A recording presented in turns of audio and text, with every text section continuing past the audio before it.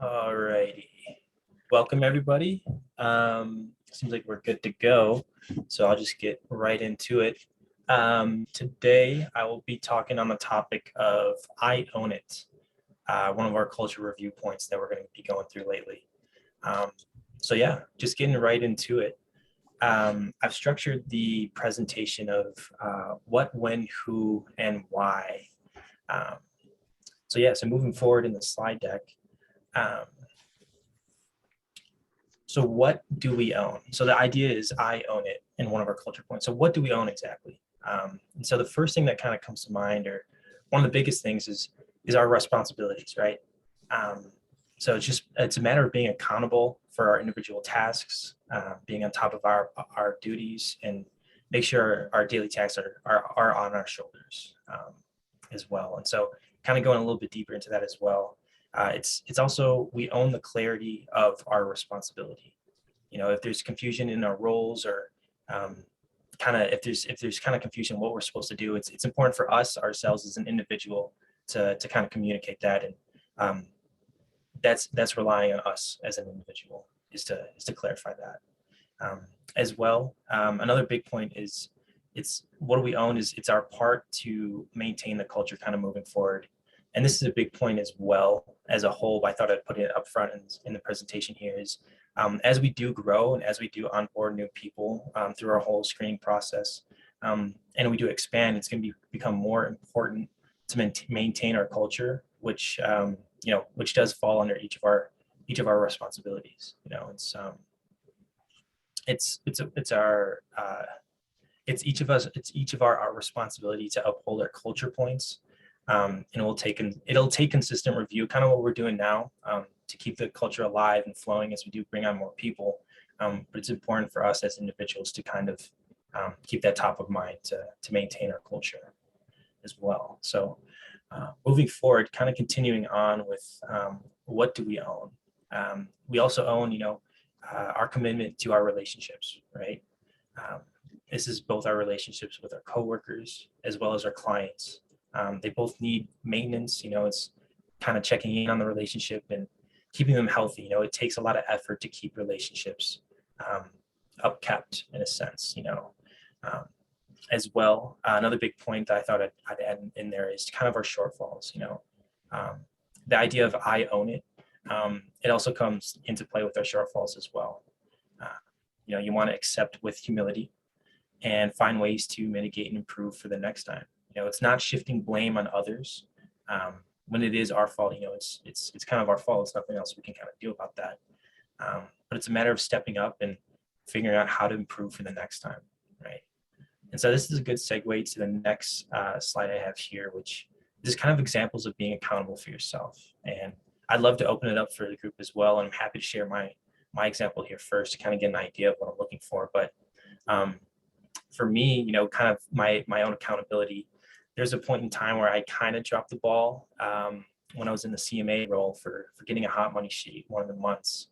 And I was just kind of late. I was late to get it out. I was late to reach out to our partners and kind of get an idea of where the market's going. And I was a couple of days late. And I was like, oh man, this stinks. I totally just dropped the ball. And I had to have the mentality that it was no one else's fault but mine. It just kind of left my mind, and I had to accept that.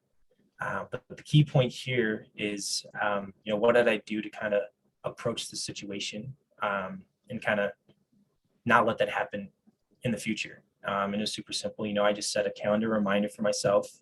I think I put it for about a week and a half before, so I had enough time to get the ball rolling with getting hot money set, and and it kind of worked out from there. So that was my quick example of kind of having being accountable for myself, and I thought I'd leave it open to the group as well if anyone would love to share.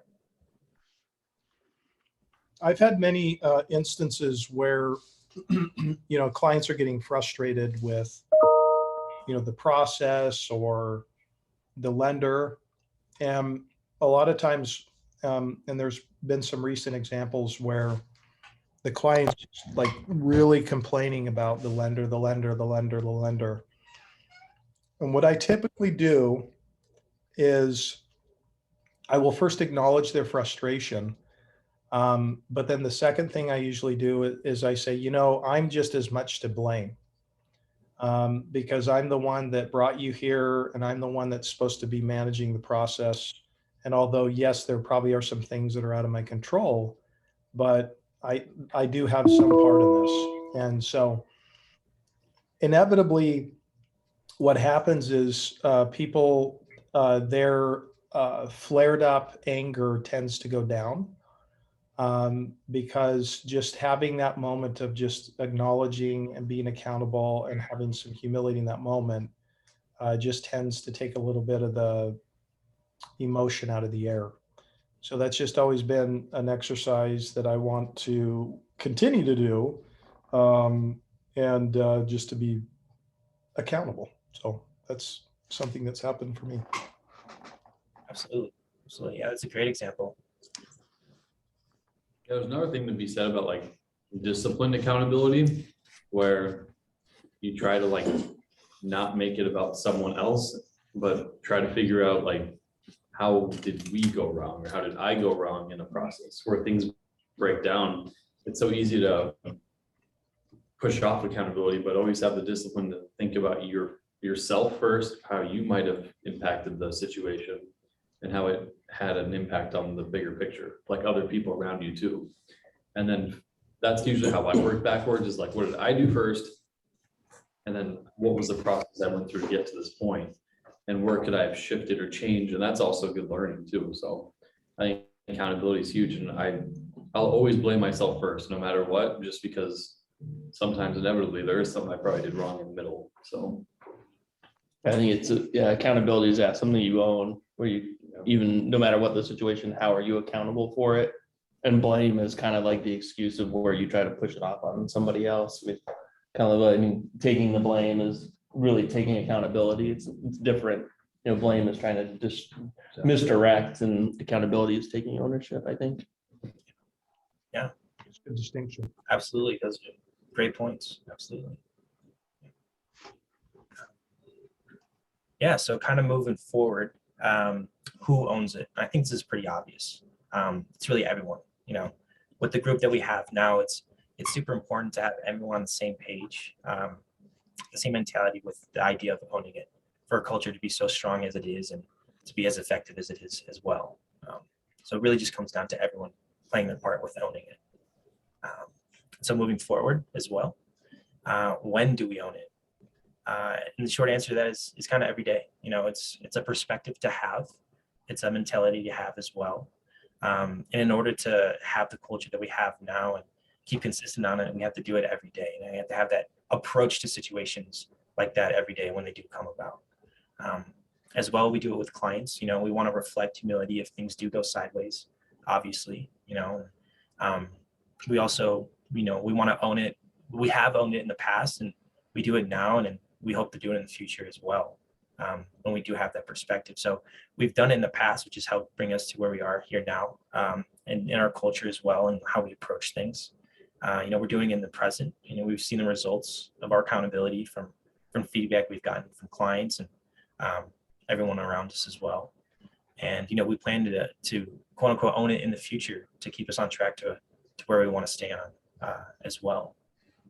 And so moving forward as well, kind of to almost land the plane here. I know I'm a little short on time here, but a little quick on time, I should say. But kind of the why. What are the results of owning it? Why have this piece in our culture that we talk about as one of our first points?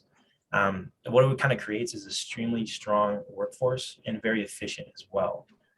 We're not afraid to rely on each other. We all know our responsibilities and tasks, and that kind of leads us to have a culture that thrives and can get things done the right way. As well, most of the series, the culture points is more introspective as a firm with us as a culture, because it's our culture. But that other 20% is kind of what people see from us. What we do on the inside is reflected, is what people see on the outside, right? So I thought I'd throw in here. So I had Dan introduced me to a lender this week, a couple of days ago, and I was kind of just an introductory call. And he's like, "Yeah, you guys seem super on top of it. I'm not sure who else to talk to, but I know it's just me and him." And he's like, you guys seem super on top of it. You guys are go-getters, you guys are really, you guys are really owning it. And I was like, I'm definitely putting that in the slide here this week. But it just kind of goes to show that, if we have a strong enough culture and if we are owning it with our own accountability, it's reflected with people who we work with on the outside as well. And so then the last point here I thought I'd add is just the stronger we are as an individual with our perspective and how we approach situations and, our kind of humility. And if things do kind of go sideways, the stronger we are as a whole. And it really just creates a solid foundation of reliability. So I think that kind of concludes I own it topic. Right. Good job, Billy. Good job.